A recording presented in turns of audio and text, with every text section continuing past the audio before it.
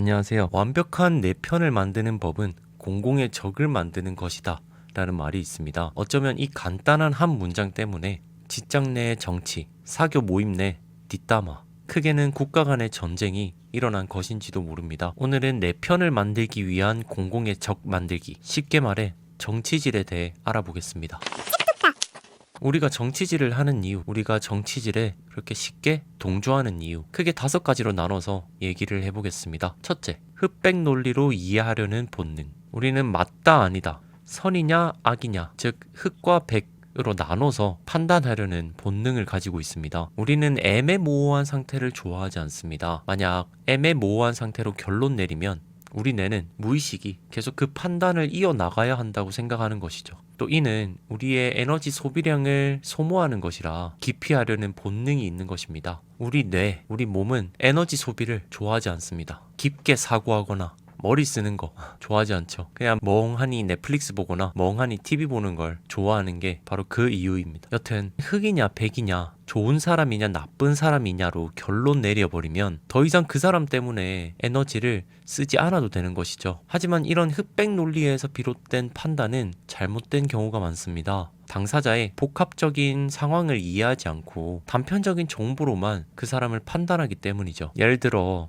뉴스 기사나 컨텐츠를 통해서 A라는 사람이 잘못했다라는 단편적인 정보를 듣게 되면 그 사람이 처한 복합적인 상황을 다 이해하지 않고 그 상황을 파헤치는 것도 에너지 소비가 드니 그냥 그 단편적인 정보만으로 이 사람은 흑이네, 이 사람은 악이네 라고 쉽게 편향된 판단을 해버린다는 거죠. 우리가 정치질에 쉽게 선동당하고 휩쓸리는 것도 바로 우리 안에 흑백 논리로 판단하려는 본능 때문입니다.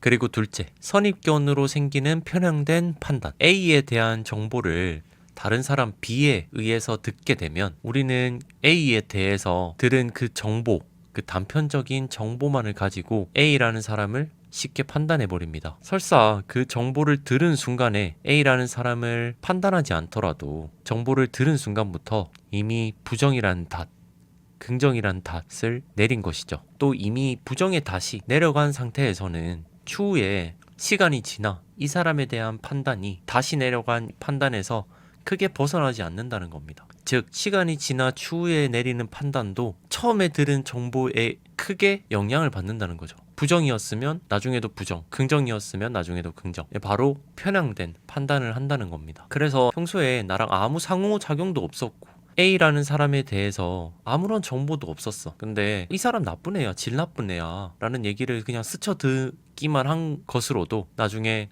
맞아, 이 사람은 나쁜 사람이야 라는 생각이 계속 강화된다는 것입니다. 바뀌지 않고. 그리고 바로 이 원리, 이 심리 때문에 정치질이 처음에 정보를 타인에게 퍼뜨리고 또 그 타인들이 나와 같은 판단을 하게끔 선동하는 것이 가능한 것이죠.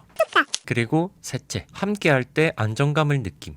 우리는 한 집단에 소속될 때 안정감을 느낍니다. 무리해서 배척당하는 것은 먼 조상 때부터 죽음을 뜻했죠. 그래서 지금도 다수가 예스라고 말하면 설사 예스가 정답이 아니라는 걸 알고 있음에도 나 혼자 노라고 얘기하기가 쉽지 않죠. 다수에게 버림당하면 안 된다 라는 두려움이 있기 때문입니다. 이 같은 심리가 정치질에도 잘 녹아 있습니다. 누군가 공공의 적을 만들고 대다수가 그 적을 미워하고 있다면 자신도 그 공공의 적을 자기는 아무 이유가 없다고 할지라도 미워해야 한다는 무언의 압박감을 받는 것이죠. 또 한술 더 떠서 자기가 손수 나서서 그 사람을 욕하고 비난하면서 그 무리에서 인정을 받고 소속감을 느끼게 됩니다. 그 사람이 나에게 어떠한 해도 미치지 않았고 그 사람이 정말 잘못했는지 아닌지는 크게 중요하지 않은 거죠. 학창시절을 돌아보면 꼭 왕따라는 것이 있습니다. 다수의 무리가 소수의 한두 명을 놀리고 괴롭히고 왕따시키는 것이죠. 근데 그 왕따를 당하고 있는 피해자를 보호하고 편들어 주기가 쉽지가 않죠. 왜냐면 나는 그 다수의 동조를 해야 그 집단에 소속되고 안정감을 느끼기 때문이죠. 근데 그 다수의 의견에 반대하는 순간 왕따를 당한 그 피해자처럼 나도 왕따를 당할 수 있는 거죠. 괴롭힘을 당하고. 그래서 같이 동조하고 같이 비난하는 겁니다.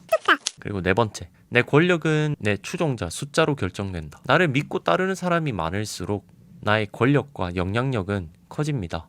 어떤 직종, 단체에 관계없이 내 영향력을 키울 수 있는 가장 손쉬운 방법은 내 추종자, 나를 따르는 사람을 많이 만드는 것입니다. 또 추종자를 단기간에 쉽고 빠르게 모을 수 있는 방법이 바로 공공의 적 만들기 입니다. 누군가 우리의 공공의 적을 만들고 또 공공의 적을 처단하기 위해 앞장서는 사람은 그 행동 자체만으로도 그 사람이 선으로 보이고 또 그 사람에 대해서 강한 동질감을 느끼죠. 그 앞장서는 사람이 평소에 어떤 가치관을 가지고 있고 어떤 성격의 소유자인지 몰라도 또 알게 된 지 얼마 안 됐다고 할지라도요. 그래서 과거 국민들의 지지도가 낮아질 때 전쟁 유발, 적 도발 등 외부의 위협적인 상황을 의도적으로 만들면서 또 외부의 적을 확실히 인지시키면서 국민들의 지지도를 올리는 정치 수법이 있었죠. 유튜브만 보더라도 타인을 비방하는 영상들이 특히 조회수가 높고 또 빠르게 구독자를 얻는 경우가 많죠. 그 영상들이 자극적인 이유에서도 있지만 그 공공의 적을 상정하고 비판하는 그 행동이 또 그 사람을 보면서 동질감을 느끼기 때문입니다.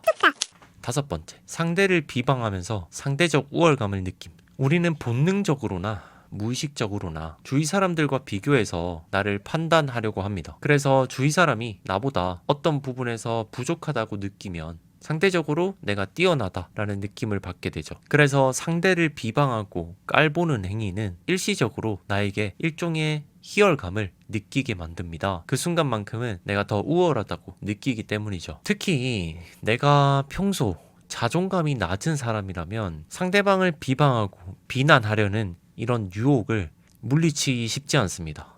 그러니까 쉽게 비난한다는 거죠. 내 자존감이 낮으니까 타인을 나보다 낮은 사람으로 만들면서 상대적으로 내 자존감을 채우고 내가 조금이라도 높아지려고 하는 본능이 있는 겁니다. 자존감이 낮은 것은 그 자체만으로도 큰 고통입니다. 그래서 그 고통을 벗어나기 위해 계속 내 스스로 가치를 올리고 내 자존감을 높이는 방식이 아닌 그냥 타인을 끌어내림으로써 내가 상대적으로 우월해지는 그런 느낌, 그런 착각 빠져 살게 되죠. 유명인 연예인들에게 댓글로 무지성으로 비판하는 키보드 워리어들을 봅시다. 얘는 뭐뭐한 애야 캑캑이라는 댓글이 헉 뭐뭐하다니 요유 라는 댓글보다 압도적으로 많습니다. 즉 타인을 비판하면서 자신은 우월감에 빠져 있는 것이죠. 여튼 상대를 비난함으로써 내가 우월해진다는 이 유혹을 이기지 못해서 내 스스로가 타인을 비난하는 정치질을 시작하고 또 누군가 정치질을 시작할 때 또 쉽게 동조하게 되는 것입니다. 그래서 우리가 정치질에 빠지는 이유를 요약해보자면 흑과 백, 선과 악으로 쉽게 나눠버리려는 경향, 정치질로 생긴 선입견으로 상대를 편향되게 판단하려는 경향, 집단의 소속감을 위해서 편가르기, 단순 비방 등 정치질에 동조하는 경향, 내 권력을 위해 무고한 희생양을 정해서 정치질을 하는 경향, 내가 상대적 우월감을 느끼기 위해서 상대를 끌어내리는 정치질을 하는 경향. 이렇게 우리가 정치질을 하는 이유, 동조하는 이유 5가지에 대해서 알아보았습니다. 누가 그러던데 정치질은 나쁜 거라 했어 라며 이유도 모른 채 정치질을 금기시하는 게 아니라 스스로가 왜 이 정치질이 나쁜 것인지를 알고 있어야 그 유혹에 쉽사리 빠지지 않고 우리의 본능에 저항할 수 있겠죠. 혹시 제가 얘기했던 이 5가지 이유 외에 다른 이유가 있다면 댓글로 알려주시면 감사하겠습니다. 오늘 영상은 여기까지고요. 다음에는 더 유익한 주제로 돌아오도록 하겠습니다. 끝까지 시청해주신 분들 감사합니다. 그럼 이만.